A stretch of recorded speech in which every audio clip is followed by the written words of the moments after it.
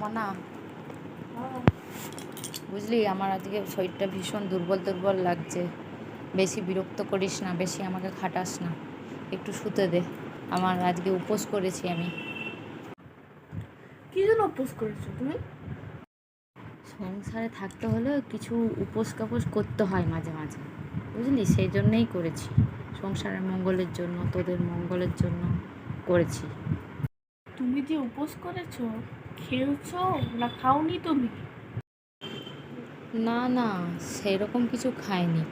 ওই সকালবেলা একটু মুখ টুক ধুয়ে চা বিস্কুট খেয়েছি, তারপরে 10টা নাগাদ একটু সুজি করেছি, তারপরে এখন ডালিয়া খেলাম, এরপরে একটুখানি ডাব খাবো, ফলমূল খাবো, আবার বিকেলবেলাতে চা করে খেয়ে নেবো, সন্ধেবেলাতে একটু লুচি টুচি হোক বা পরোটা টরোটা করবো, খেয়ে নেবো, আবার রাত্রেবেলাতেও লুচি পরোটা করে খেয়ে নেবো।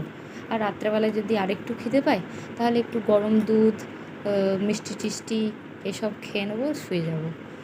উপোস ব্যাপার বুঝতেই পারছিস, এইগুলোই খেতে হবে আমাকে।